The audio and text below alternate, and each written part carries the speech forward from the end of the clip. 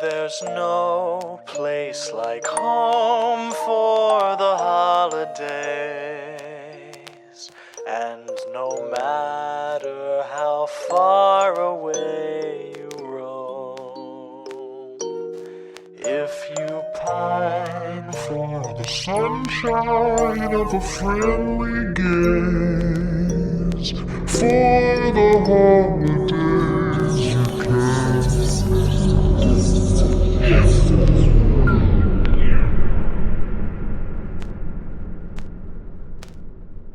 Welcome back to Horror for the Holidays, a Christmas horror movie podcast. I'm Jay Logsden. And I'm Jeff Searcy. Jeff, I hear it approaching distantly in the background. I can barely make it out. Yeah, it's faint. It's very silent, but it's carried on the wind. It's the whatever you call it, the ghost of the wheel or whatever shit. Yes, punishing us with 5 weeks of Halloween movies. Oh no. It's going to be, the spooktacular's fast approaching, Jeff. What is this, some kind of spooktacular? Yeah, but in the meantime, we gotta get through a couple weeks. Couple more weeks. A couple more weeks of Christmas horror movies, and boy, do we have a doozy for this week. We do. Not in the bad way. I was going to say, yeah, not in a Christmas craft fair massacre sort of way. Yes, it's not that, thank God. But in a interesting movie. A low budget, independently made movie, but I'm excited to talk about it. Indeed, sir. All right, well, let's deck the halls for December 6th. All right, sorry, for 2016's Good Tidings, released December 6th, 2016. Good Tidings, you say? Also, like, Dark Tidings might have been like an alternate title. Indeed. It's already committed a cardinal sin, Jay. It's a British killer Santa movie without Simon Phillips. I was going to say, it's not Simon Phillips, so you got to do more of like a Scouse accent, which I cannot do. I can do a London accent there, Jeff. Kind of, but I can't really do a Scouse accent. You can't, can you? That's almost Scottish. Indeed, it is. I can't even picture like a Scouser, someone from Liverpool, to like emulate like, it's Good Tidings, yeah. There we go. That's kind of, you gotta get a little nasally. I would say talk like Ringo. That's probably as close as you're gonna get. On the fifth Beatle.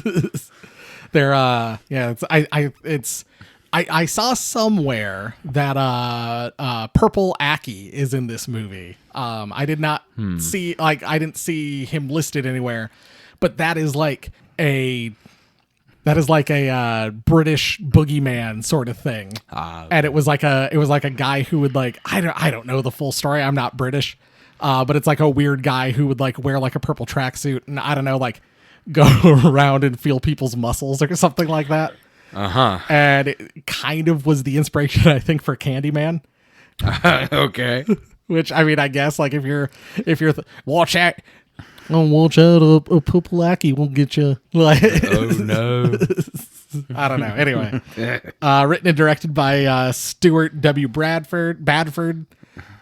Writers also include Giovanni Gentle and Stu Jopia. And, Stews. And Stu Jopia is friends with one Mr. Mike Lombardo. Oh, really? That's why I have a copy of Good Tidings on Blu-ray. Oh. Mike had posted something about it and tagged Stu in it on Facebook. And so I reached out to him and I'm like, hey, I'm friends with Mike. He posted that he has a Blu-ray copy of your movie. Could I get a copy of it? And so I sent him like, I don't know, 20 pounds or something like that. 20 pounds? And got a copy of the movie. Highway robbery. Writers Stu Jopia and Giovanni Gentle and composer Liam W. Ashcroft play our killer Santas Curly, Larry, and Moe. Yes, the Three Stooges. And honestly, I think Stu's Santa gives the best performance. Yep, he's the big, intimidating, terrifying looking one. Oh, I thought he was the one with the candy cane. No, I think he's the big terrifying one. I thought was Giovanni. No, I don't know. It's hard to say, but I thought Curly was the big one. Was the impression I got. Mo, if they're going by actual Three Stooges logic, Mo should be the big one. That's fair. I don't know. It's hard to I say. don't know. We need to. They should have instead labeled them Yes. like Big Santa, Candy Cane Santa, and Mo is the Third Santa. tallest Santa. Curly's the fattest Santa, but he's also the most goofy. So I don't know. well, all I know is Stu is Curly, Giovanni is Larry, and Liam is Mo. That's what I thought when he was doing his like capering thing. I thought that was supposed to be like a Curly impression. Okay. Also, Alan Mulhall, there we go, is Sam Baker, our lead. Oh boy. I'll just call him British Die Hard. According to Matt Dupay's book, an £11,000 budget, and they knew they wanted to make a movie. And when they saw the courthouse, they were offered the courthouse as a place to shoot this movie, this abandoned courthouse. They went, okay, yeah, no, we're making this movie. We're using this courthouse, this abandoned building. And I think all the better for it. I think if I would have seen that, I would have been like, yeah, I'd make a movie with that. Yeah, I saw estimates were ranging between, I guess, converting British to American money depends on the year, but $9,000 to $11,000, and then adding in the marketing costs is about a total budget of $20,000. Tagline: Christmas can be killer, which is kind of in a Black Christmas 2006 sort of way. They constantly bring that up. Like, I think they say that line or a variation of that line, similar to like the Black Christmas, like, you're my family now, I'm your family now, we're all family now. So, like another famous franchise that is focused on family, Jay. we get the like, oh, Christmas can be killer for people like us, or stuff like that constant, like in the first, I don't know, 30 minutes of the movie. I think that's said like 4 times. It was shot in just 18 days. I did see that. So that requires some filmmaking talent and organization to pull that off. I know that Stuart Bedford said that he was kind of doing it as like a love letter to the 70s and 80s exploitation movies, which I can see. Yep. I would just wish they'd used modern audio recording instead of recording from the 70s. But we'll get to that later. Where to watch? Streaming free, currently on Tubi. I think probably some other places, certainly. That's where I watched it, yes. Like I said, maybe try to find a way to get out to Two-Headed Snake or I don't know, contact Stewtopia on Facebook and see if he'll send you a copy. Personal experience, I had actually, when we were initially compiling this list, this was one of the ones that popped up, and I was really intrigued. I was like, that one looks like a lot of fun.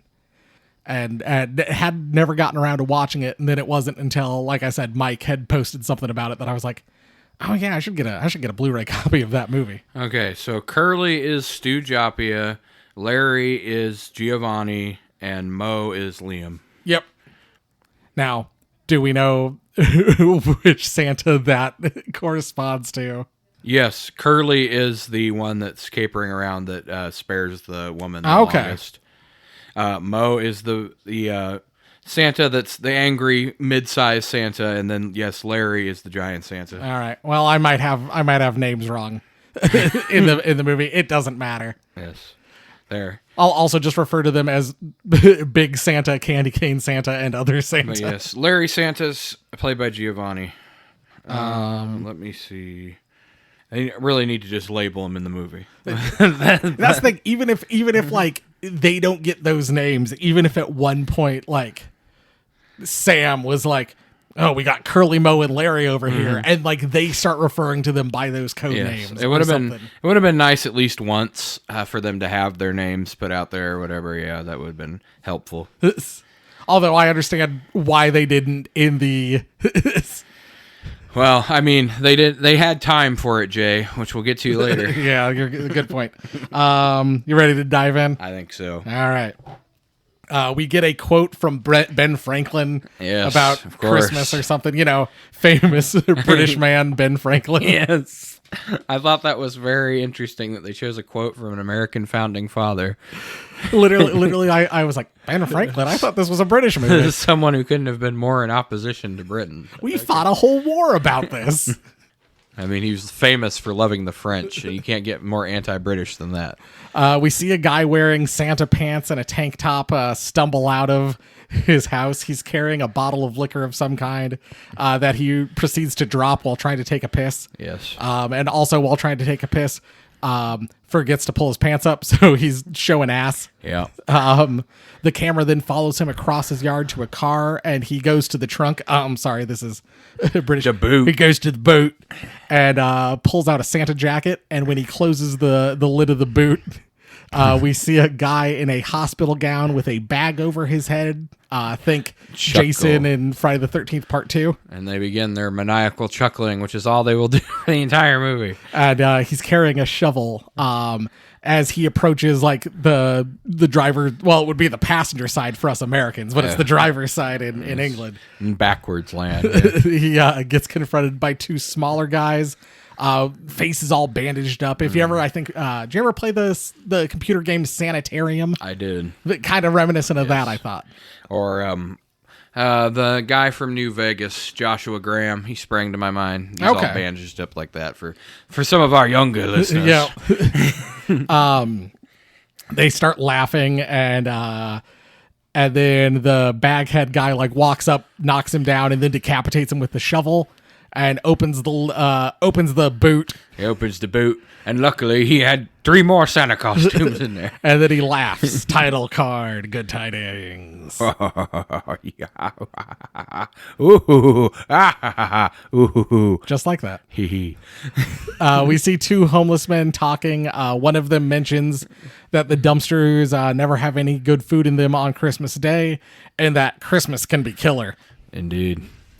Don't worry, Jay. They don't bother to introduce each other, so it doesn't matter who they are. We're going to head to the shelter now. One man, who we will later learn his name's Sam, feeds the other man, who we will later learn his name's John, and says that there is a group of them squatting somewhere. And after a bit of like back and forth, a bit of like, yeah, I was gonna say a bit of abrasiveness on both parts. Sam agrees to take John with him to the place where they're all squatting. Now, this is my first question, Jay. Why does John grab the offered food like he's a hungry raccoon? That's a good question. I know he's supposed to be homeless, but he doesn't have to act like an animal. We briefly cut back to the 3 killers, now all wearing Santa suits with creepy masks, and they pass around the head of the man they decapitated. As you do. And then the largest one places it on top of the reindeer decoration outside the guy's house and creepily laughs. Ho, ho, ho, ho. Hee, ha, ha, ha, ha. Sam and the other two, and Sam and John arrive at a disused courthouse, and after a secret knock. Yes. Second question: why does the courthouse have a sliding metal door, like it's like an abandoned warehouse or something? Hard to say. Is that how courtrooms are set up in England? Must be, because it was a real courthouse, I believe. Yes, it definitely was. I saw that. Yeah, and second of all, they're saying this place is up for sale but hasn't been bought yet. So why isn't the power on? That's a good question. They get let in, and then we also get a scene a la the original Halloween, where as they're like standing talking to each other, walking up the courthouse steps, we see the 3 Santas drive by in the car. I instantly thought of Michael Myers, yes, when I saw that. A lot of like homages. Little nods, yeah. If you know what you're looking for, listen, mate, I know all them movies. Me too. You're trying. Inside the courthouse, we are introduced to Mona, her husband Paul, Paul, who's on some form of medication. He's on his tablet all the damn time. Bloody hell! I had literally, my brain was not like set in British mode, and I went, Paul and his fucking tablet always has to have his tablet. Where's my tablet? Where's my tablet? Like fucking tablet adult Paul. Always. Disgusting. And then I was like, oh, they're talking about medication. Yes. We meet Roxy, who's a recovering drug addict, and we learn that Sam went AWOL from the army. Yes, and apparently no one's bothered to look for him. That's a good thing this isn't set in the United States, because he would have been captured and executed by now. That's the British military for you. That's why they lost in 1776, Jeff. It's great, and it will commence again if they try to take our firearms. Sam talks about being a failure, and Roxy says, "You saved us all, and maybe one day I'll return the favor." Foreshadowing. I'm sure that won't come back later. And also, apparently, the reason he's homeless is because his daughter was kidnapped, and his wife left him, and so that made him decide to not want to be a soldier anymore. Interesting, but okay. Yep. Sam goes and he gets a gramophone out of like a storage area in a lockup part of the courthouse. And we are introduced to Val and Marcus. Marcus is the guy who got the generator running in the courthouse or whatever. And Marcus also dates the movie by saying, "Oi, mate, don't you know it's 2016? I have that line for Christmas carols. Everyone eats, and Sam gets some music going on the gramophone, and they open up Christmas crackers and have like a party in the big courtroom. Very good neighbors. I like this. While the Santas break in, and then they chain the doors shut behind them as like a creepy version of Carol of the Bells starts to play. And hats off to them, not like the creepy like Krampus Carol of the Bells, or like or any of the other, or not like, I think there's an artist Mew who does like creepy like minor key Christmas music, like their own creepy Carol of the Bells. I really appreciated that. This was like some industrial house music kind of thing. It worked very well for what it was doing. John, still not understanding Sam and everyone else's generosity, kind of grills Sam on why why this is all happening and why he's doing all this. And Sam basically tells him to like liven up because, tomorrow it's not going to be Christmas Day and people probably aren't going to be as nice. Don't look a gift horse in the mouth, mate. And while that's we also watch the Santas kind of walk through the building and set up traps. John then leaves to like go get a drink, and he passes a guy who the camera then immediately switches to following. Yes. And we follow this guy out into like the hallway. It's never a good sign when you're in a horror movie, by the way. Yeah, the camera suddenly starts tracking you. Why is the camera following me? No. And he walks to his tent or whatever set up in the hall, and we see like one of the Santas walk out. Yes. Candy cane Santa, as we'll refer to him. This brings me to another question, Jay. Why are you pitching a tarp tent inside a building? Good. Instead of just going to a room and claiming that as your space. Good question. He turns around and he sees Candy Cane Santa standing there, and he like kind of taunts him a bit, and he's like, "Oh, is that you? I don't know, Jeff." Yeah, and he's is that like, "You, Jeff? Jeff, you stupid fuck." You stupid fat bastard. And Candy Cane Santa takes the candy cane out and stabs him in the eyes with it. Oof. I wish we could have seen it. That would have made And then he takes the bloody candy cane and puts it back in his mouth. Yes, lick. Inside the party, Sam gets up to switch the music over on the gramophone, and we see the three Santas all walk in through different doors. Everyone's kind of laughing about it and having a good time. Oh, who's dressed up like Santa?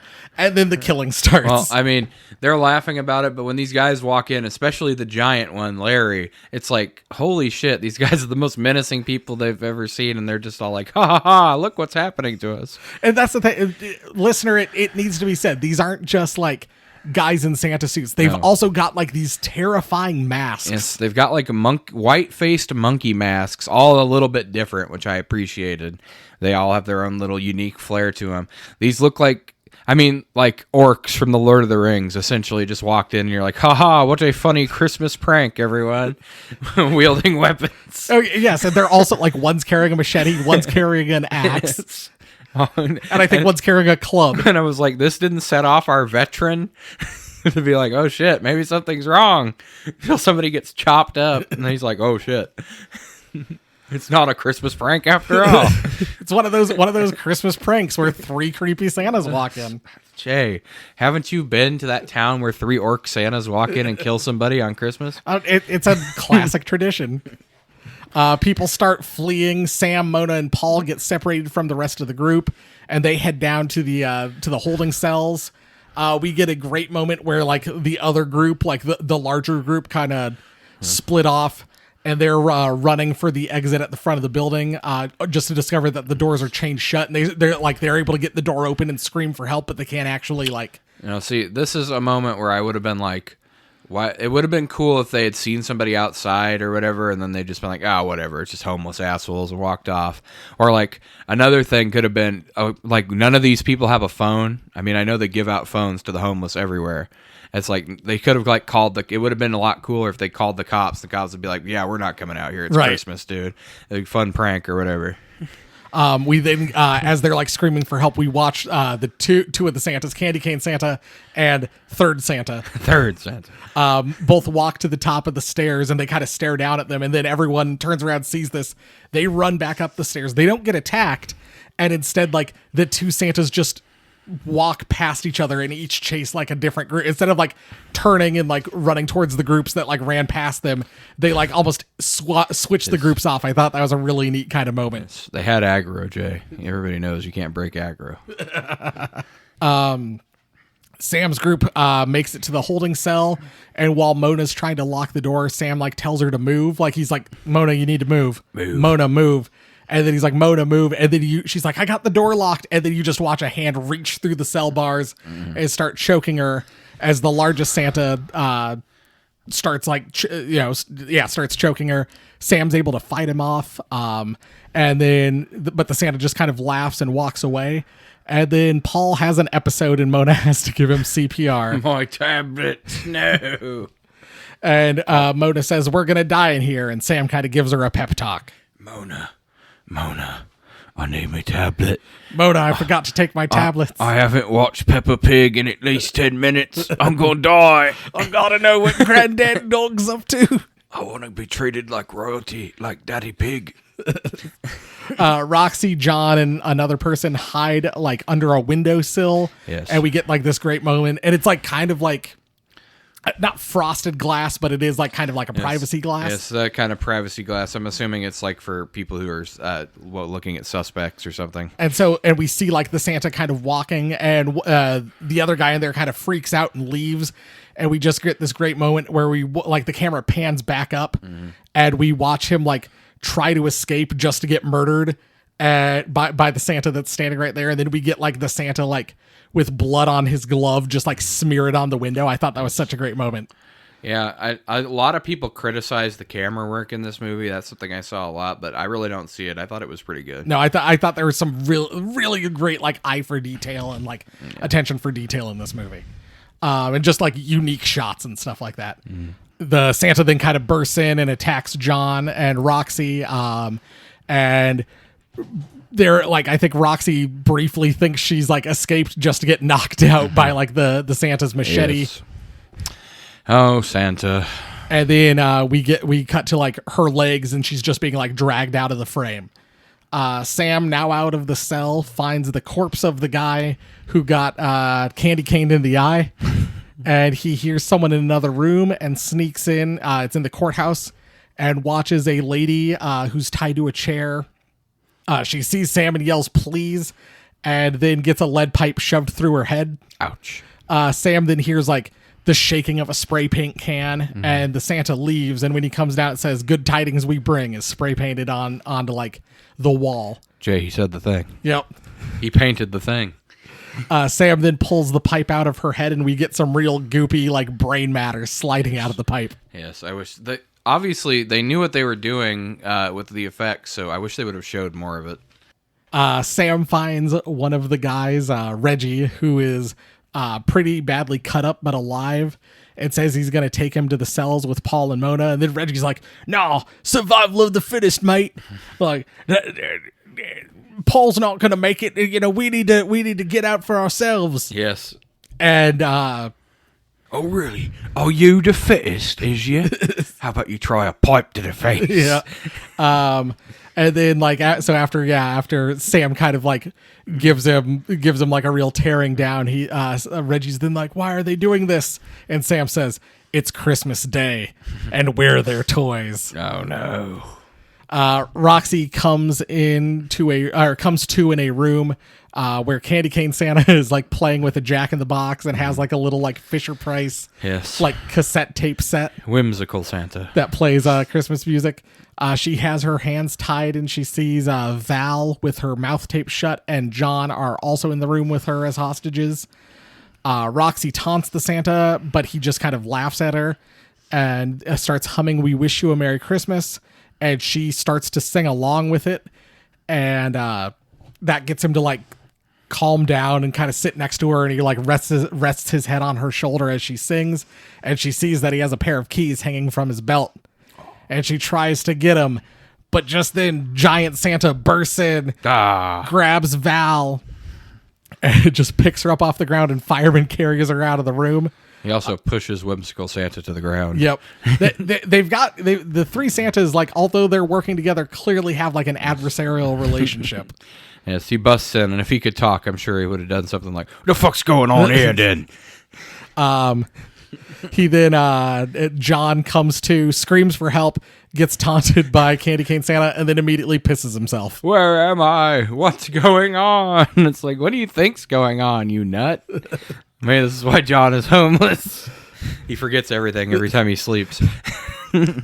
That might make sense. That might make sense why later on he betrays the whole group. Doesn't remember how nice they were to him. Curse your sudden yet inevitable betrayal, John. Sam and Reggie make their way down a corridor, and we see and they kind of find themselves sandwiched between two of the Santas. One kind of walks out of one end of the hallway, and the other one like walks out behind them. And Reggie just goes, "I'm out of here," and like bolts for a door, and then immediately gets hit with like a trap in the face and dies. No, Reggie, wait.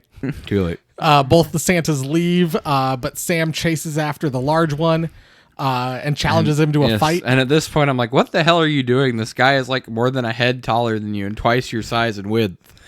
It'd be like me picking a fight with Jeff. Come here, Jeff. I'll give you what for. And he like charges at him and then immediately gets sprayed in the face with a fire extinguisher by the other Santa, and then gets it slammed into his face, knocking him out. Oof. Sam comes to facing a wall with North Pole and South Pole spray painted on the wall, pointing in opposite directions, and he goes towards North Pole. Yes. See, this is another big question I have, Jay, in my series of questions. What was the point of making him ex-military? Because he does nothing in this movie that a normal person couldn't do. I mean, it's a good point. Maybe that's how he learned the one MMA move that he pulls out later. Well, in the then movie. he taps like he's at a pro wrestling match or something. Well, hey, I mean, at least Larry, he takes the tap. He walks off. Sam finds Val zip-tied to a chair with homemade explosives and 1 minute, 30-second counter. Sam can't save her and basically has accepted that they're both going to explode. Yes, I love how he just like, oh, we're going to die. And then when it hits zero, it just laughs and plays Hark the Herald Angels Sing. It was a very Jurassic Park moment. You should have said the magic word.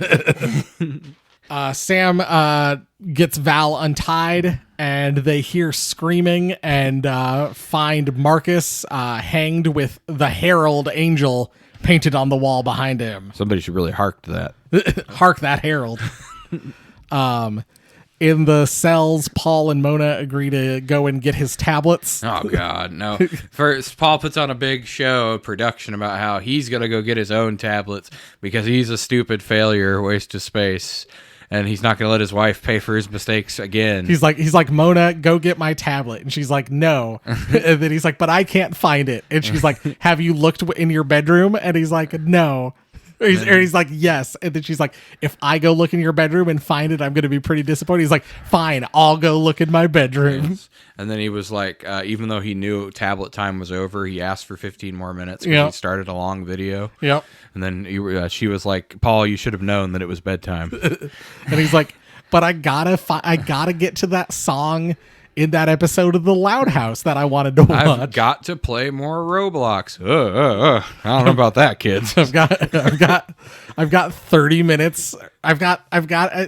I know we have to leave, but I've got to beat this boss, and it's going to take me 30 minutes. Of course. But yes, he needs his tablets. He needs his tablet. So they decide to go together. They find a bunch of corpses in the courthouse, in the courtroom. Of course. And what they don't realize is that there's also one of the Santas in there. Oh, no. And Paul's able to get his tablet and get Peppa Pig running on it. Ah, yes, finally. Watch a little Caillou. Yes, he's able to. His heart rate is substantially lowered once he gets his tablet back. But then Silent Night gets put on the gramophone, and they turn around to see the Santa standing there holding a machete. Menacingly. And Mona begs to be let go, and the Santa kind of lets them run off. But then as the song finishes, he looks at the machete and then just follows after them. And then off camera, we hear Mona scream no, and then we hear a squelching noise and a thud. Again, I really wish we could have seen that happen. But I like him. Good guy Santa. He gives him a chance. Yep. Jay. He gave him a head start. And he let him take his tablet. So there Yeah. you go. He's like, I understand. He's like, I know you have those downloads of Paw Patrol that you wanted to watch, Paul. So yeah, I think overall he's a pretty nice guy.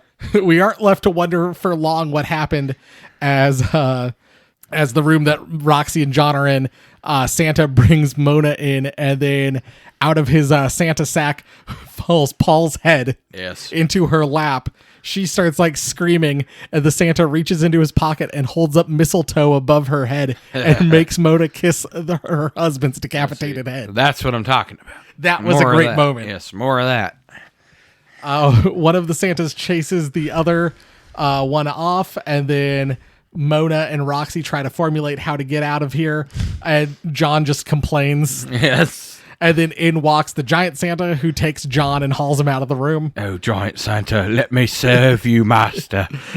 Yep. Essentially, John begs giant Santa for help, and says he'll betray the others for his own safety. And Santa cuts him free, and John goes, "I'm one of you now." And Santa goes, Hee hee ho ho ho ho. ooh. They're coming to take me away, haha. They're coming to take me away, ho ho, hee hee, to the funny farm. Exactly. John finds Sam and Val saying he killed the giant Santa, but Sam smells a rat almost immediately and demands to see the body. Because it's fucking John. And if the ex-military guy can't kill giant Santa, something tells me John's not going to be able to handle it.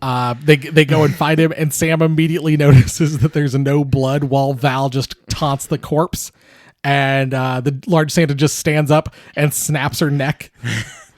Sam elbows John in the face and immediately knocks him out. Oh, no. And then charges the giant Santa, who knocks him to the ground and like dislocates his arm. Yes, because what did you think was going to happen? Sam is able to get to a knife, but the giant Santa has grabbed an axe, and as he lifts it above his head to bring down on Sam, Sam stabs him in the knee. Ow. Santa screams in pain, and Sam then stands up and punches him in the face. Again, run away, especially now that he's been hobbled. Run away. And then is able to make it out of the room. John comes to and sees sees the large Santa, and then Machete Santa walks in, and John asks, "Did we get him?" And Machete Santa closes the door, and then we hear John scream. Oh, no. Well, this is what happens. You made a deal with one Santa, Jay, not all of them. Back with Mona and Roxy, Candy Cane Santa has wrapped some presents for them, and He just wants to have a good time. he makes them play Pass the Parcel. Pass it. Like it's an episode of Bluey. I want to play Pass the Parcel. Oh, boy.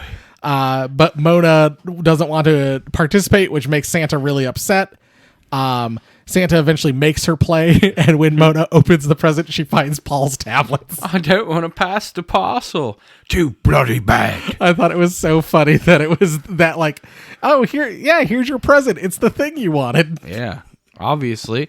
Hey, see, he was paying attention. He felt bad for her, so he found the tablets. With the distraction of Mona basically screaming, Roxy has found a pair of scissors and stabs the Santa in the eye with them. Ouch. And then hits him over the head with his own club. They get untied, get the keys, and then Mona kicks him in the dick. Ooh. And says, "Merry fucking Christmas." Boy. That's rough, mate. That's rough. Turns out the keys don't work to the to the locks on the front doors. Classic. And all three, they kind of like turn around to run up the stairs, and all three Santas in various states of like being injured are kind of standing there. Oh. Mona runs up the stairs, punches one of the Santas in the face, Yeah. grabs the club, starts clubbing one of the other Santas, and then Giant Santa just walks up behind her and like puts her in a chokehold. And she clubs this Santa way too long and just never turns around and bothers to look at Giant Santa. While Roxy's like yelling to watch out. She's like, watch out, look out behind you. And Giant Santa is approaching at the most leisurely pace I've ever seen. And then Roxy like apologizes and runs off. Yep. Roxy runs into Sam. Turns out his arm. Originally, I thought his arm was broken. It's just dislocated. Me shoulder's fucked, mate.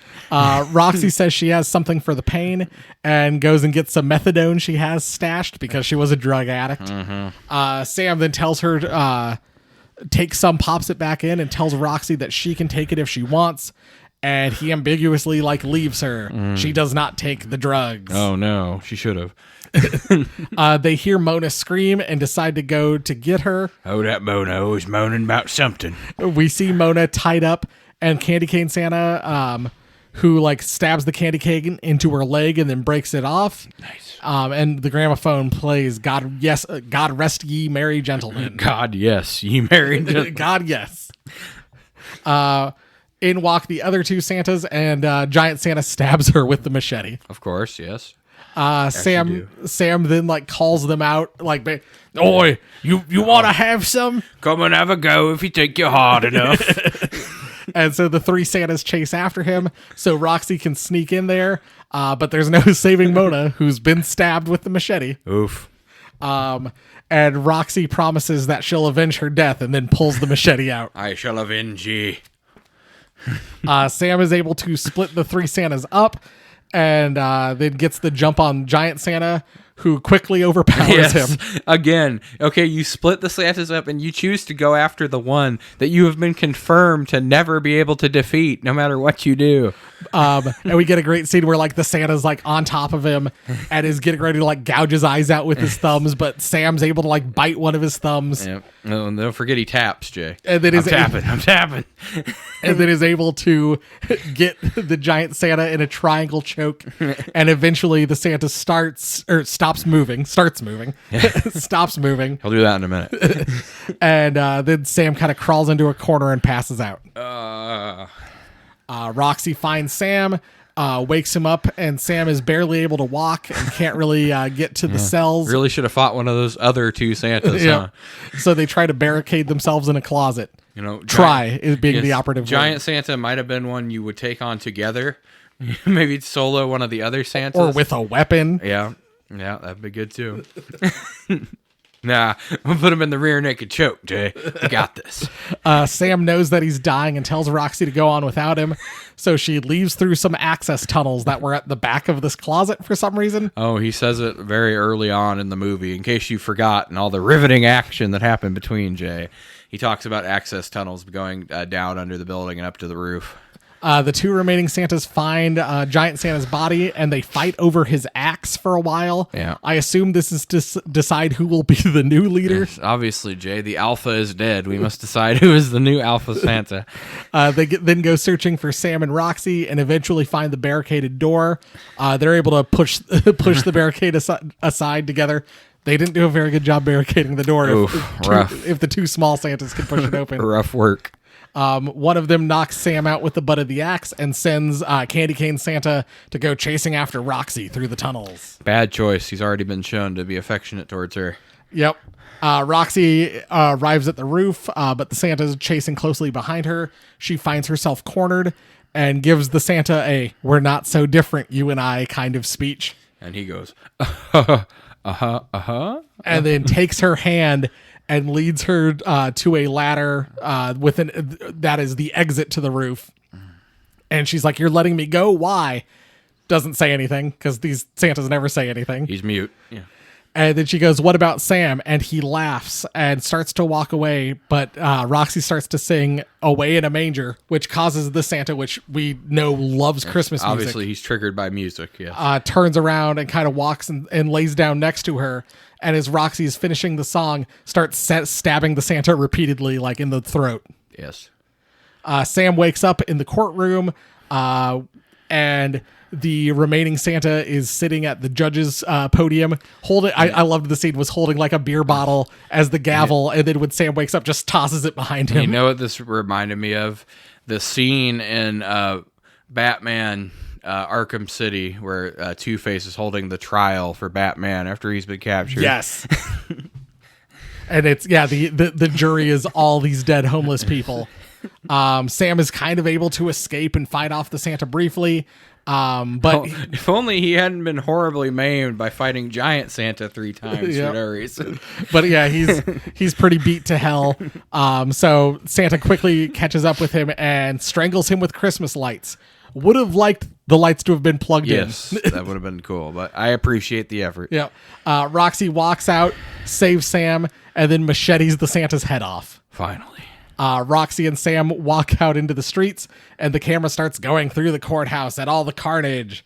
We pass by the dead bodies in the jury box. We pass by Mona's dead body, and we get a great shot where then it goes down the gramophone horn or whatever. We pass by dead Santa on the roof, decapitated Santa in the hallway, and then we get to the room where Giant Santa was killed, and he's not there. And then we cut to him walking out onto the street. I was like, you really think you choked out Giant Santa? Give me a fucking break. Title card again. Credits roll. End of movie. And sadly, it doesn't seem like we'll ever get a sequel. Yep. Granted, I don't know where you go from here. Oh, I know exactly where you go from here. So Giant Santa follows them to a hospital. They go to a hospital, and that's where you can set up that Giant Santa is still obsessed with them and following them. And maybe Giant Santa is like one of their brothers. And then have it be that he goes back to the military because his trauma has been solved now. He rejoins the military. It's like 20 years later, and he's retired now.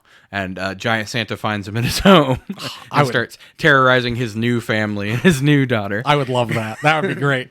Like, gets a call from Roxy. They haven't talked. They haven't talked really since he went back to the military.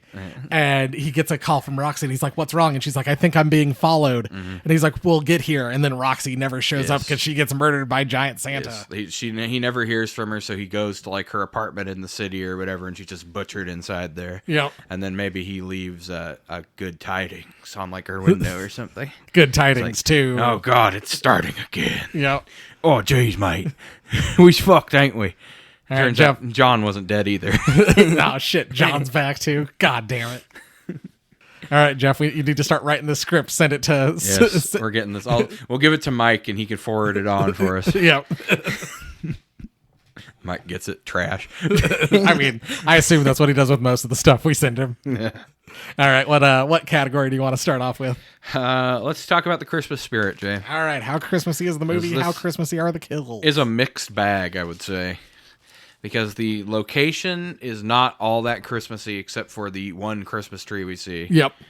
But the music is very Christmassy. I love the soundtracks. Shout out to the people who did that. It's unique, it's different, and like I said, it's not just finding the same like public domain like Muse soundtrack that's just like Christmas in like a minor chord. It's their own thing. A large number of people were hating on the soundtrack online, and I'm like, hey, even if you don't like it, you could at least appreciate the fact that they tried to do something unique with the soundtrack.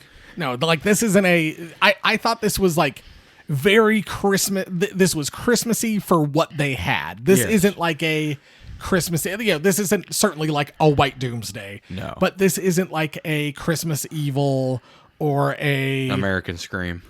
I'd say this is more American Scream level. This isn't like a Christmas Evil or a Letters to Satan Claus or a Black Christmas 06. This is more like a American Scream. Yeah. Yeah. I mean, it's Christmas. Everybody knows it's Christmas. But, I mean, honestly, they probably could have done some more decorations and stuff around the courthouse. But, I mean, you get the point. It's all Christmas themed. But I really think the soundtrack brings it home. But, yes, I was going to say, the soundtrack does a lot of the Christmas heavy lifting in this. And obviously, the 3 Killer Santas, too. The kills. Yeah. Honestly, Jeff, I don't know. These might be my new favorite Killer Santas. These might be the top of my list. They've got a lot of good kills. I just wish less of them had been off screen, I would say. But like Christmas wise, you get an axe. Yes. You get a candy cane. You get the candy cane, which Man, as much as I love like stabbing a candy cane at somebody, that's not gonna do anything to anybody, is it?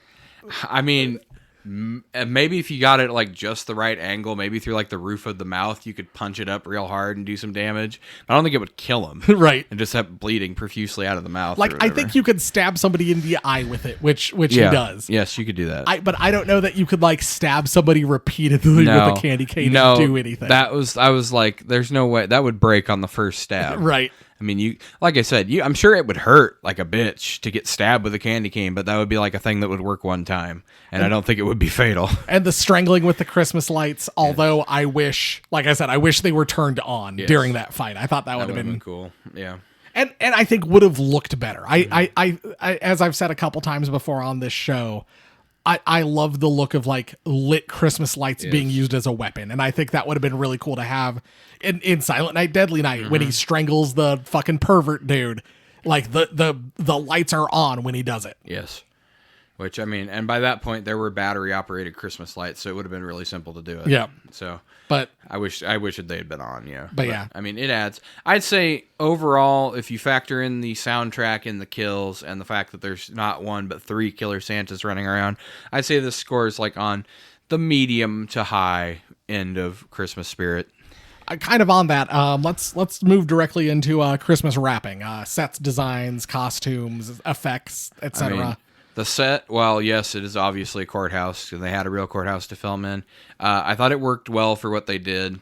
Lots of tight spaces, and then there's a few big open rooms you can do the bigger scenes in. I can see why when the team that made this movie saw this courthouse that was offered to them, perfect. They were like, this is perfect, because it is perfect. Yes, it's perfect for a slasher movie. It's pretty much tailor-made for the kind of scenes and kills you want to set up. I honestly think these Santa outfits, especially with the masks, these are creepy as hell. Yes, the masks are great.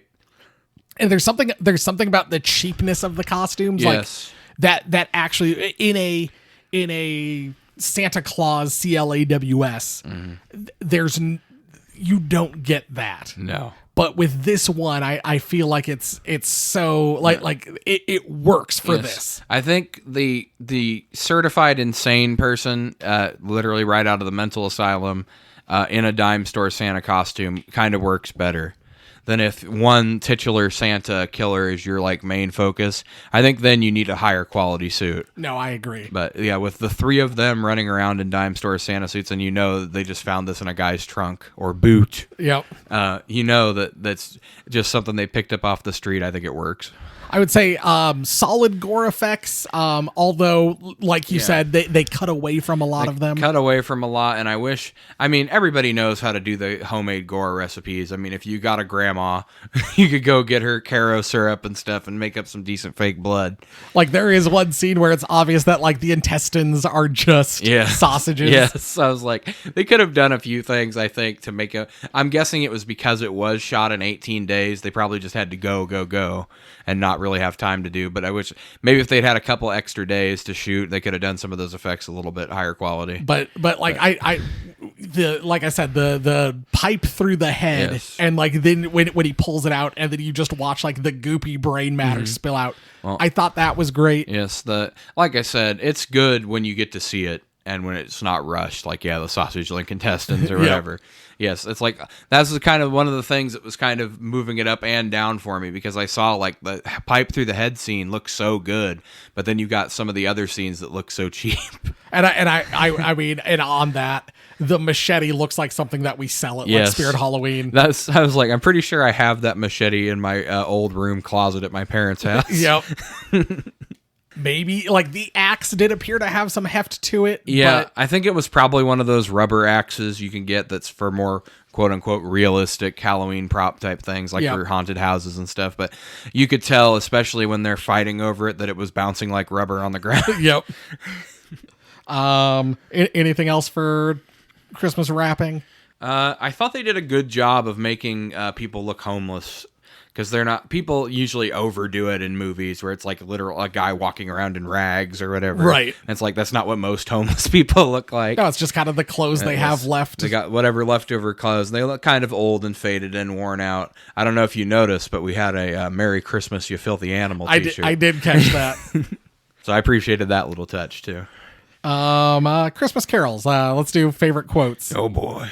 I mean, Jeff, you've said your favorite quote multiple times already. Ha ha ha ho ho ho. Yeah, I did put that maniacal laughter because that's all the Santas do. Well, that's not true. Nicer Santa does hum along to the tune that she's singing, but other than that, it's mostly maniacal laughter. So I've got Sam. There's nothing good on Christmas Day. Or maybe it was John. There's nothing good on Christmas Day. Christmas is a killer, which is the tagline. And like I said, is then said 3 other times in like the opening 30 minutes of the movie. Paul, did you take your tablets? Yes, I took them. You don't have to remind me all the time. That won't come back later. Nice gramophone. You are aware it's 2016, right, Marcus? Yes, I had that one. Sam, I'm hoping Santa brings me one of them our MP3 players. Which again, it's 2016. You don't want an MP3 player in 2016. Yeah, get an iPhone. A phone, yeah. Gee, I hope Santa brings me an iPhone. And then my last one is Reggie. Why are they doing this to us? Sam, it's Christmas Day, and we're their toys. I don't know, Jay, if you've ever seen the amazing comedy with Mark Strong and Sacha Baron Cohen called The Brothers Grimsby. I'm aware of it. I don't think I've seen it. But if you've not, you should watch it. But I know this isn't his exact line, but this is exactly what went through my mind when he challenges the 3 Santas in The Brothers Grimsby. Sacha Baron Cohen's thin, useless character challenges a mercenary to a fight and says, "Come and have a go if you think you're hard enough." And that's exactly the energy I got from him challenging the 3 Santas. Like, "Come on, then, and get some." It's a real. I think that's like a soccer chant. Like it's like he literally this exact same thing happens in both movies. He gets his ass kicked. Come on, have a go if you think you're hard enough. Immediately gets his head stomped in. Immediately gets shit pushed in. All right. Well, Jeff, broken bulb, brilliant bulb. One thing you want to fix, one thing you want to praise. Well, Jay, there's one thing I would like to fix, but I can't really decide if that's what I want to fix or not.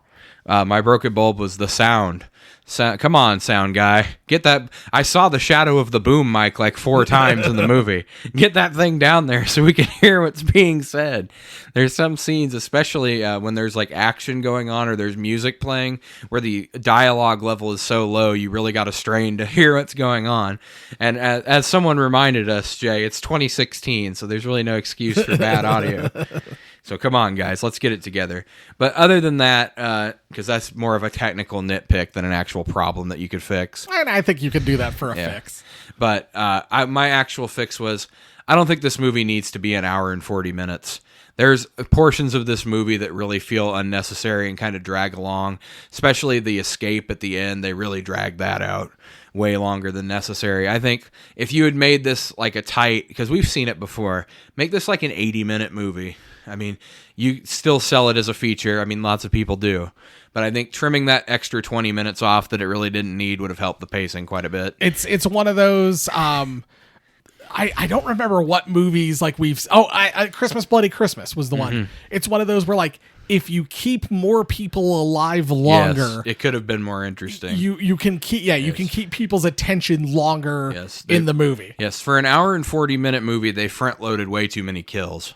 And so then it's like Mona, Sam, and Roxy for like the last 30 minutes. And you're just like... Almost the last 45 minutes is just them. And you're just kind of like, can we get this over with? Like, I mean, not only does it hurt the pacing and the interest of the audience, it hurts your villains because it's like it just makes the villains look incompetent that they can't kill these people. And if you have cool, unique kills you want to do, there are tons of people in this homeless camp. Just show them getting murdered in various ways and not have your main characters. Yes, that's what I was going to say. It's like there's all these people around at the beginning that they just unceremoniously kill off quickly. So they could have the main people run around the courthouse, but it's like, leave a few more of those people alive. Yep. Yeah. My broken bulb. Honestly, it's another one of those.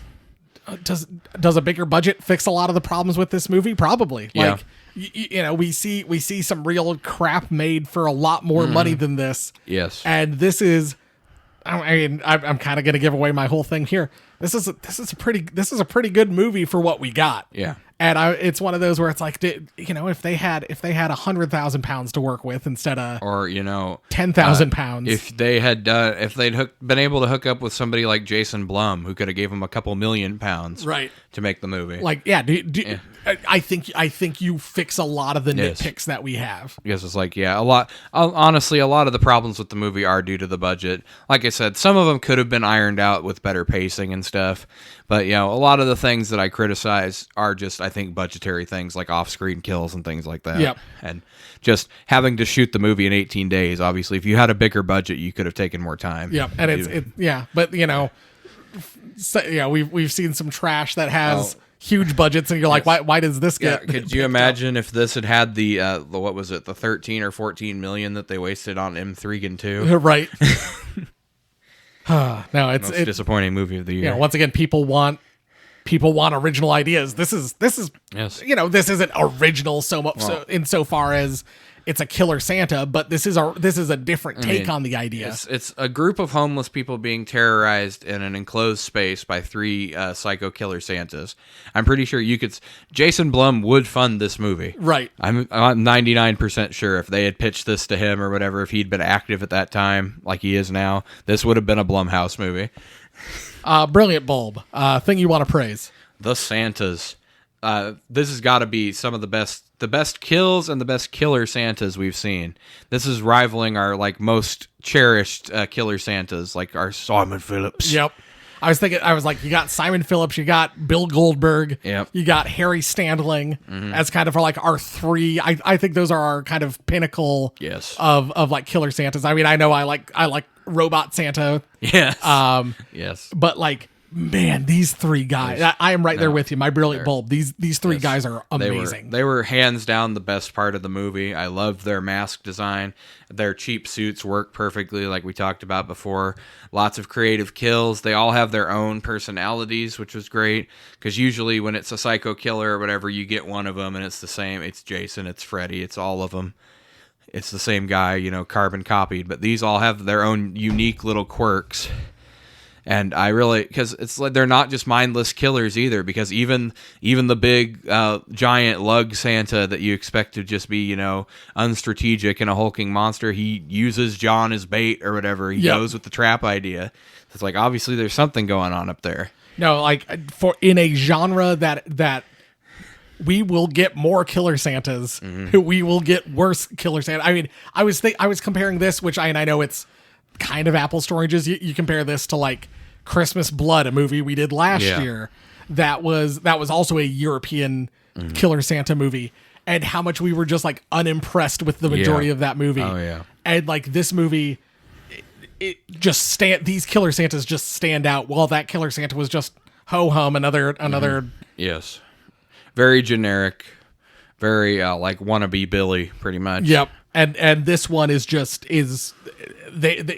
all stand out. They're all different. And I'm gonna be thinking about these 3 killer Santas. No, a year from now, 2 years from now. They are certainly at the top of our list, killer Santa wise. Well, it's even because of the pacing of the movie or whatever, I was getting kind of bored by the end. But when I saw I was completely re-energized when I saw that large Santa was still alive and was on the loose again. No, I think it would be. I do think there is a potential for a sequel to this. Honestly, because since he has shown that he is not just mindless or whatever, a sequel could honestly be him recovering the 2 other masks and recruiting 2 new Santas to be his henchmen. Because obviously he was the leader, even though it was an uneasy alliance. Right. But obviously might makes right when you're killer Santas. And he could start terrorizing them again or whatever with 2 new psychos. Or maybe they have their own objectives or whatever, and he gets roped into that. I agreed. I think there's a lot of directions they could go if they wanted to make a sequel. But no, I mean, just the mask design alone, I would hate to see these masks only be used in one movie. Because, I mean, that's an iconic kind of mask that I would buy at Spirit Halloween. If I could get my hands on one of those, I would totally buy it. No, it's really good. Another one we'll get is the 2012 Silent Night. It's kind of a Silent Night, Deadly Night remake, but it is, but it isn't. And that one has an equally, I think, creepy mask in a different way, with their Santa costume. Cool. And so that's one that like also stands out in my head, but I'm like, I think I like these ones more. But no, overall, I would say that, yeah, I think you're right. A bigger budget probably would have solved a lot of the issues that they had. All right, well, let's we're kind of talking about it anyway. Final rating. Every episode of Horror for the Holidays, we rate our Christmas horror movie on one of 3 categories. Is it ho ho ho hilarious? Is it seasonally scary? Or is it you'll be sorry? It's seasonally scary for me. Nothing scares me pretty much at this point. I've seen so many things and I'm just, apparently Jay and I are just psychologically predisposed to not care about blood and gore because like we feel nothing when we see Terrifier. When people say people say that that's the bloodiest, most disgusting thing they've ever seen, and we're like, it was Thursday. But anyway, I think that the very fact that they cut off a woman's husband's head and hang mistletoe and make her kiss her decapitated husband's head elevates this into seasonally scary for me. I could see anybody, if you're sensitive to gore or sensitive to like, especially like terror or anxiety, I think this movie would be very unsettling for you. No, I'm right there with you. I think this is seasonally scary for the budget. You know, once again, not all seasonally scary movies are created equally. That's very true too. Yes, you got to take the movies as they come. You can't be comparing everything to everything else, or you're just never going to rate anything good. Because, like, you know, is this a 10 out of 10 in the same way that like I would put the 1974 Black Christmas at a 10 out of 10? No, but on its own merits, like, yeah, there's weird, you know, there's the sound issues. There's, you know, there's the fact that we don't get to see the kills because you've got to hide your budgetary constraints any way you can. One of the things that makes this a seasonally scary and not a you'll be sorry for me is that there are no fundamental flaws in this movie. Everything that's in this movie that's wrong could be corrected in like a sequel or a remake or whatever. There's nothing that was done in this movie that was just fundamentally wrong, like a lot of the other movies we see. No, yeah, it's like I said, it's just one that if you throw money at it, you would make this movie would just get better. If they do a big, like if Blumhouse were to say, all right, we're doing a $5 million remake of Good Tidings, it would blow up huge. Yep. If they just did literally the exact same movie again, but with that budget. Which I know companies have done. There's that, a couple of years ago, there was like I want to say it's called like Last Shift. Oh yeah. And they remade it as Malum, but it's essentially like the exact same film, just with a better budget. No, there's definitely precedent for it, and like I said, this would be the perfect candidate for that because there's no flaw in this movie that couldn't be corrected with more time or more money. Because like are there continuity errors? Like a handful, but like. You don't care when when everything else you're seeing looks good and looks creepy. And there's continuity mistakes and sound mistakes and stuff in movies that have a much higher budget than this. Exactly. So you can't nitpick any of that stuff. Or can you, I guess? I mean, you can. You could do whatever you want. This is America, Jay. True, you're right. Not communist England like is portrayed in this movie. You're right. Maybe we're getting close for Christmas.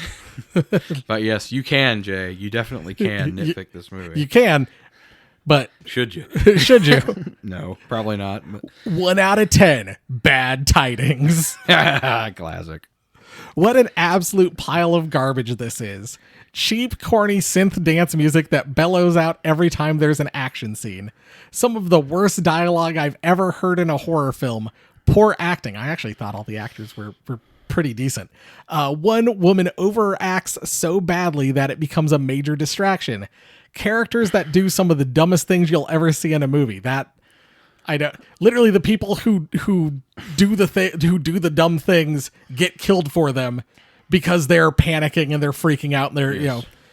But I mean, if you're going to go by that logic, then all horror movies are bad because everybody does stupid things in horror movies. There must be over 20 deaths in the film, and you don't see any of them bar one at the end. All you get is close-up of someone's face or a cheap cutaway followed by a thump noise. I almost read that as a thumb noise. It's a thumb noise. And then you see the supposed victim with a bit of blood on their face or a rubber accessory glued to their body. I don't think it's that bad. People who are supposed to be dead, yet they're blatantly moving or breathing. Fight scenes that are so badly choreographed that it feels like you are watching 2 kids fight over a lollipop. Once again, I mean, they're doing their best for 10,000 pounds. Yes, first of all, it doesn't look that bad. No, it really doesn't. It looks more realistic than a movie fight, I would say. Victims that are exactly that. Seriously. Not one character bar the main dude can fight, attack, or defend themselves. He can't either. That's beside the point. They pretty much just lay down and say, "Here you go, stick a knife in my chest, off camera, of course. I don't mind." There are so many scenes of the killers staring at There are so many scenes of the killers up close at the victim's face and then tilting their head back and forth, and these scenes go on forever. They just heavy breathe and laugh like Muttley the dog for no reason. That's true. They do that. It really is uncomfortable and not in a good way to watch. Editing that is ridiculously amateurish, and the list of gripes is endless. This is obviously a micro-budget horror film made in or around Liverpool, but it's just so poorly made that all it makes you do is slap your forehead and roll your eyes every few minutes. Yes, the Santa outfits are pretty cheap, and the idea is okay for a horror film. So why'd you give it 1 out of 10? Again, if you recognize all these things, why'd you give it 1 out of 10? So basically the review he's describing is this movie should be like a 3 or a 4 out of 10, but he's made it a 1 out of 10. But that's about all I can say positive about what I just sat through. Seriously, avoid this Christmas turkey at all costs. It won't even please the so bad it's good crowd because it isn't even laugh worthy. It's just an embarrassing and uncomfortable watch. Disagree. The scene where he makes her kiss her decapitated husband's head was hilarious. One thing I will note that I do agree with him on is there are some very weird editing choices in this movie, which again I think probably could have been fixed with a higher budget and more time. But the weird black wipes all the time, like we're going to commercial, really threw me off. I actually looked this up and was like, was this made for TV? Oh, and spoiler, you never get to see the killer's faces, nor do you ever find out who they are or what their motivations are. No backstory, no explanation when they even came from or why they chose to break into this place where the killing spree happens. It's one of those films where the killers are there for one reason, to bump off the cast. It's just a shame you never actually get to see any of the cast get killed. Terrible film. I mean, you're describing the origin of 90% of horror movie villains. Right. There are things that are just kind of there. But I mean, you do know where they come from. Obviously, they escape from somewhere because they're all in matching outfits when they kill Santa.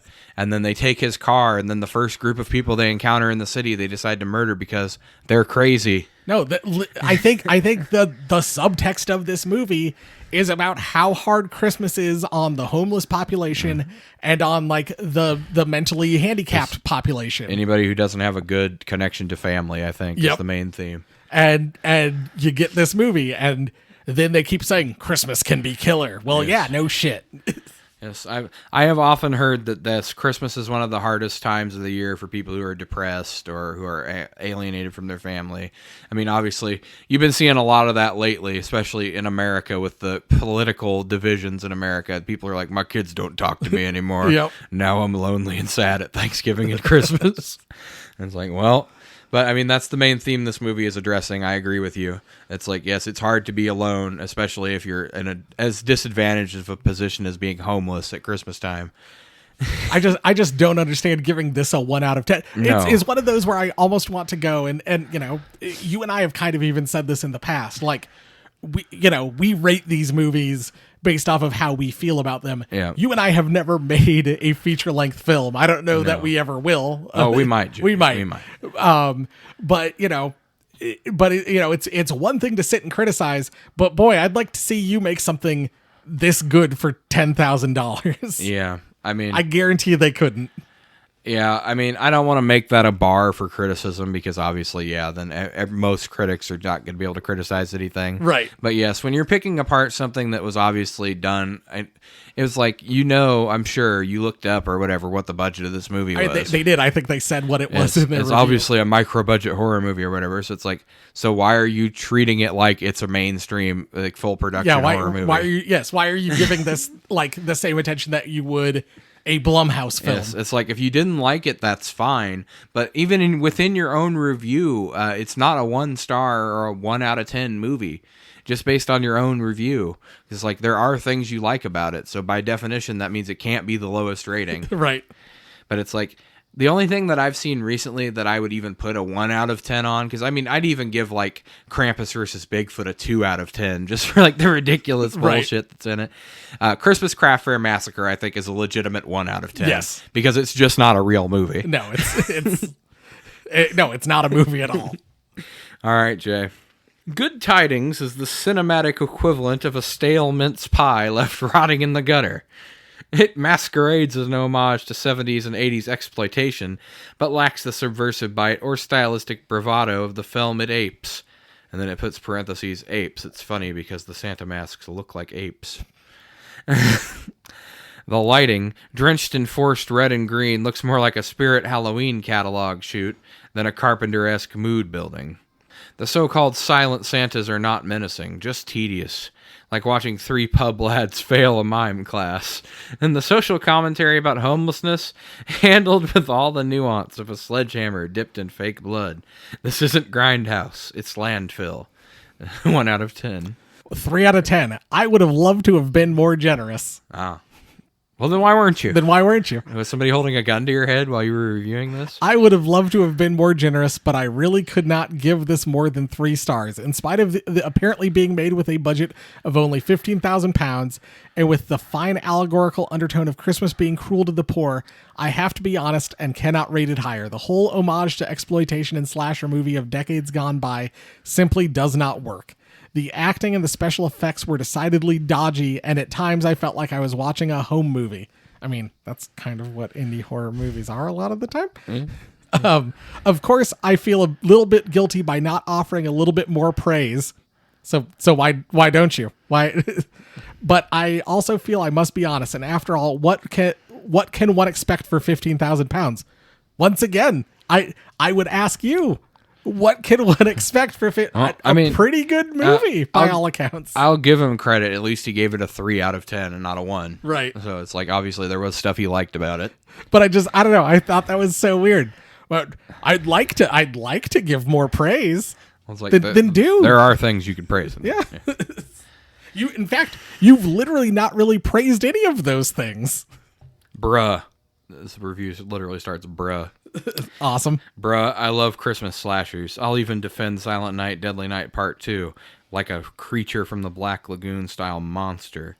But this is like 3 blokes got drunk at the pub, bought Poundland Santa suits. I'm assuming that's like their version of Dollar Tree. Yeah, that's their version of Dollar Tree. And decided they could be Michael Myers. They shuffle around like hungover mall Santas, while the victims deliver dialogue so wooden you could carve it into my reindeer statue out front. The gore looks like jam smeared on Play-Doh. The courthouse setting, I've seen scarier office holiday parties. I wanted blood-soaked Yuletide mayhem. What I got was 95 minutes of my life I'll never get back. And now Christmas is ruined forever. 0 stars. I mean, it's not. You're once again, things like Christmas Craft Fair, man. Come on. Yeah. I don't see. That's the thing, Jay. I don't think these people have seen The American Scream or Trapped Alive or Christmas Craft Fair Massacre. Krampus the Christmas Devil. Yes, Krampus the Christmas Devil, Barricade, things like that. Although, like I said, I knew this would happen eventually. Barricade is starting to move above, I think, the bottom tier. No, it really is. The basement and the sub-basement are starting to get so full it's had to move up to the regular basement, Jay. As it as the sub-basement floods, it starts pushing things. Floating on a tide of diarrhea up out of the muck. Barricade floating on a tide of diarrhea. Yep. There's your cover quote. Just like Vince wanted. God damn. That sounds amazing. I just got one question for you. What's a barricade? Have you seen my mustache and my bad plastic surgery? I have. God damn. Got another one? No, I'm all done. I mean, I could do another Vince McMahon thing. Go ahead. Go do that, yeah. What's a burrito? If Dickens wrote a horror story, it would reveal society's indifference to the poor with gothic subtlety and acting pathos. Good Tiding attempts this, but comes off like an undergraduate's term paper written after binge-watching Grindhouse trailers. Its homeless protagonists are cardboard archetypes, reduced to easy sentimentality before being slaughtered in unremarkable fashion. I'll have to disagree with you. Some of them were remarkable fashion. You just didn't get to see a lot of it. Yep.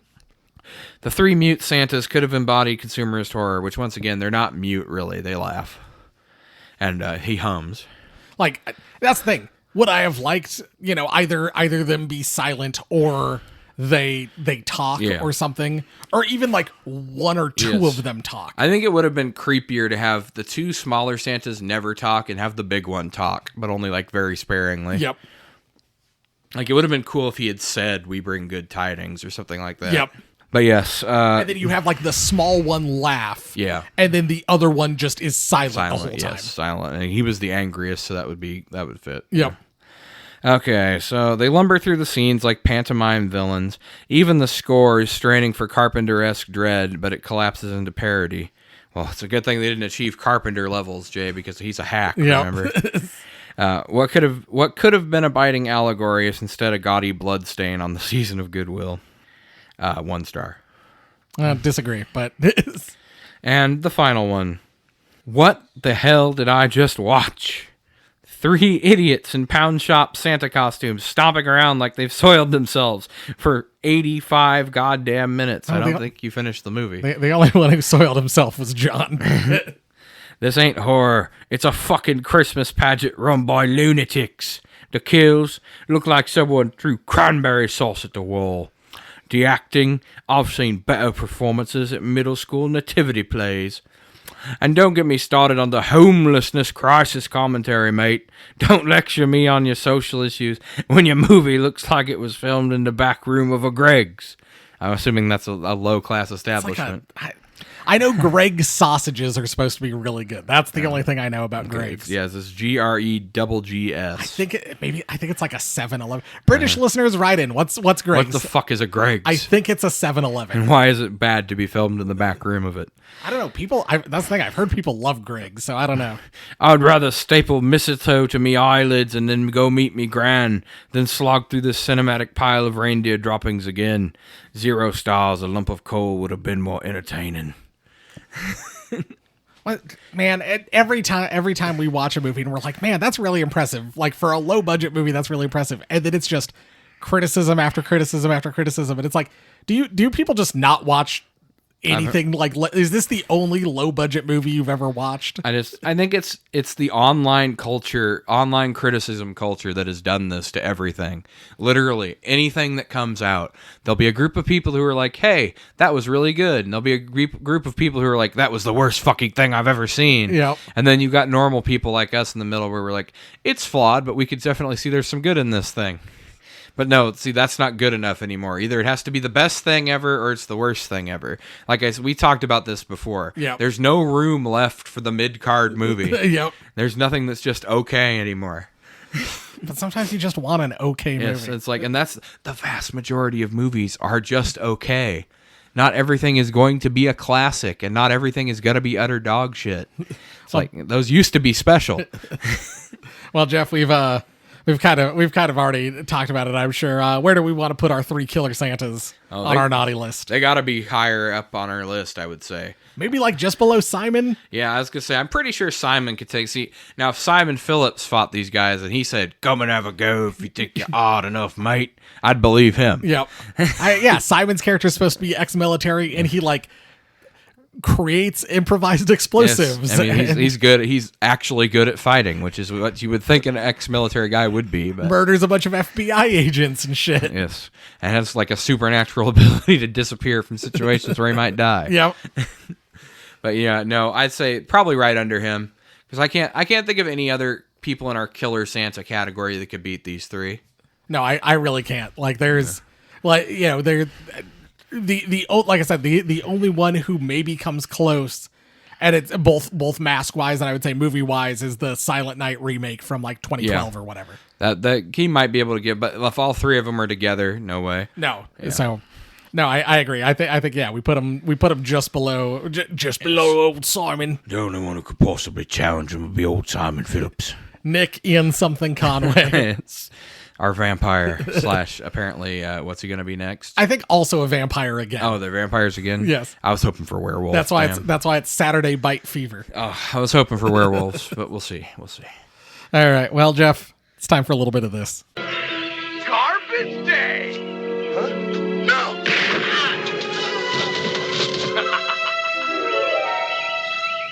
Oh, no. He's reaching for something. Don't do it. Oh, God. He's going to start laughing maniacally, isn't he? Hee hee hee ho ho ho ho ho. Maruchan ramen, hot and spicy chicken Funyuns. Okay. I don't know if this is going to be good, but we'll try. Me neither. They smell interesting. I'll say that. We also got Chicago-style hot dog chips from Local Style. Local style, eh? And then, to wash it all down, I don't know. They're kettle cooked. You get a little bit of pickle smell. I don't know that you get much Chicago dog. I'm not getting Chicago dog, but yeah, we'll see. And then, wash it all down. We got 3 different liquid deaths to try. Oh, no. We got Pina Colada. Oh, boy. Will my thirst be murdered? We've got Serial Criminal, Oh, no. which is Fruity Pebbles flavored. Yeah, I was going to say, I instantly could tell what that is. And the one I've been most excited about, Deathberry Inferno.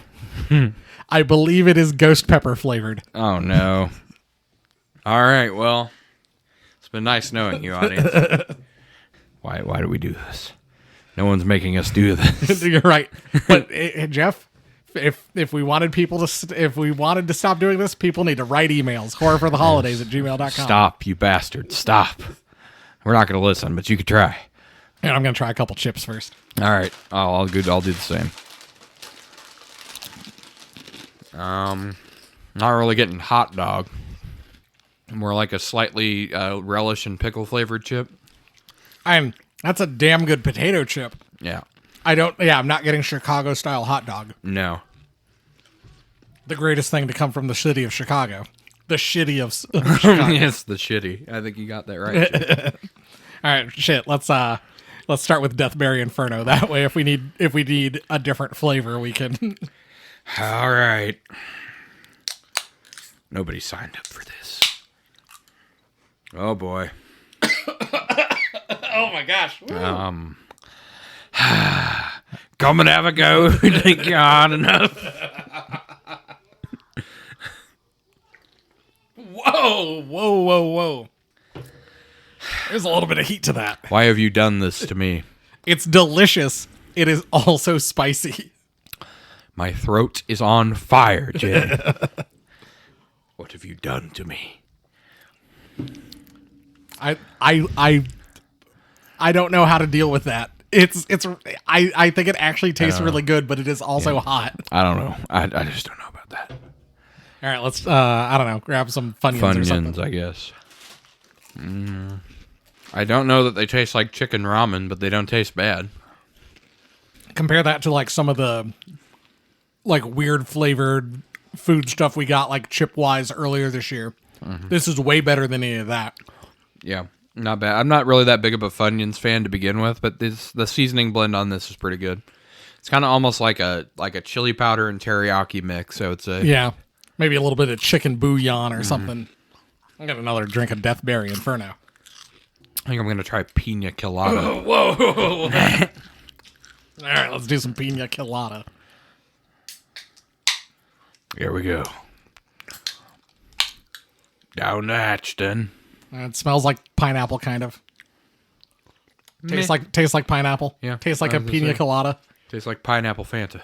If you like Pina Coladas, or listening to Horror for the Holidays. Yeah, Jay, don't worry. When you get to that restaurant, it's just going to be your wife. Write to me and escape. Write to us so we don't have to eat more crap, yes, but we will anyway. Write to Jeff Searcy at horrorfortheholidays.com so he doesn't have to drink any more Deathberry Inferno or Pina Colada. All right, let's try this Fruity Pebbles one. Let's do it. This was the one I'm most hopeful for. A Fruity Pebbles flavored drink. It sounds like it has potential. This one instantly smells like Sprite to me. Yeah. Tastes like Sprite, too. I'm getting a little bit of Fruity Pebbles flavor. I'm getting a little bit of that like mixed kind of. I'm getting a little berry out of it. Like maybe. Honestly, it tastes more like Crunch Berries I think than Fruity Pebbles, but okay. Oh, watch out. Watch out, Bon. I think Cap'n Crunch is coming for you. Uh-oh. Okay, Fred. That was pretty good. I endorse these impressions. Oh, Bon. Okay, Fred. Etc. So on and so forth. Well, we got breaking news, Jay, to wrap up our segment here. Okay. I've been informed that my youngest nephew is now running around the house saying shit over and over again. Nice. Which would be his first word. Hells yeah. Solid. Solid. What are you opening over there? Oh, no, I was just getting another handful of chips. Oh, thank God. I thought he had a secret third snack he was opening up. I was like, oh my God, what is this? Ass Blaster 5000? Spiciest chips he could find? This was an unexpected move from Jay Logsdon because he's usually not a spicy guy. You know what? You know what? No more Ass Blaster 5000 before bed. Okay, maybe just a little bit. See how this works out later. God, oh my God. You know what they say about it burning going down. All right, well, if you want to save Jeff from having to drink more Deathberry Inferno, send us an email or for theholidays@gmail.com. Get in touch with us on social media. We are at all the places until they start making you provide your driver's license. Yep. We are at Horror for Holidays. That's horror, the number 4 holidays. YouTube.com/horror for the holidays. Hit the subscribe button, hit the bell so you get updated. Leave us comments. Go to the podcatchers, 5 stars, 0 stars if you could, so we know you're actually a sicko pervert who listens to the show. To get around the real ID requirement, I'm going to be doing what the people in England have been doing and taking photos off of Google Image and using that for their ID photo. Brilliant. Because the AI they're using can't tell the difference between photos of you and just a photo of any random person. It's gonna be like verify that you're over 18, and I'm gonna like post a picture of Gary Oldman As Winston Churchill from Darkest Hour. That would be and my then they're gonna be like, I don't think you're 18. I don't get it. God damn it. It's literally in my name. I'm Gary Oldman. Yes, he's literally. You know what, Jay? I like that Gary Oldman as an actor, but his British accent is terrible. Didn't he? He's the one who had to relearn a British accent because he'd been acting in American movies so much. Yeah. Oh boy. Rate us on your podcatcher choice, 5 stars. Write 0 stars if I could, so we know. Blah blah blah blah blah, so on and so forth. Tell a friend. That's the best way to spread the word about the podcast. We're on the Christmas Podcast Network. Check them out. We got friends over there like Totally Rad Christmas. What's that other one we always talk about? There's a lot of Seasons Eatings. Yes, that's the one I was thinking of. Seasons Eatings. There's Rose Such a Clatter. There's there's all sorts of good stuff. If you go over there and click on any show but ours, you won't be disappointed. Closer to Christmas, Holly Jolly, Xmasoo, all sorts of good stuff. Stuff that's better than ours. Yes, what are you doing listening to this shit? What you're gonna want to do is go to the Christmas Podcast Network and click on anything not labeled horror for the holidays. Yeah, you're gonna have a good time. Yeah, you're gonna have a good time. Other than that, I don't know. We'll be Spooktacular's ramping up. We're coming for it.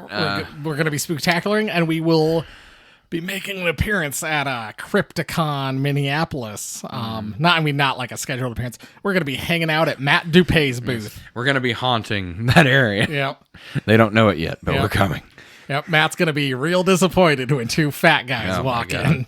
If you're listening to this, Matt, I just don't want to shock you. So I'll start off telling you that I'm only 400 pounds. And we'll work our way up to the real total as we get closer to the date.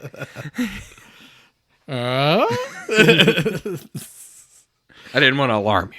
And then I'm gonna try something new. We'll see how it works out. I'm gonna try to record on our way there, like use the voice memo feature on the iPhone. Yeah. And kind of like so the sound quality might not be the best. I mean, people who listen to Horror for the Holidays, that's what they're here for. They're sickos for real. they're crazy about the high fidelity sound that comes out of my shitty sound editing techniques. But anyway, we're gonna try that and see if maybe we can post a little something of our travails up in Minneapolis. Indeed. An interview with Matt and talk about other fun stuff and whatnot. Anyways, we'll see you next week for a stocking stuffer. Dun, dun, dun. And then 2 weeks with another movie of some sort. Oh no. All right, thanks for listening. Goodbye.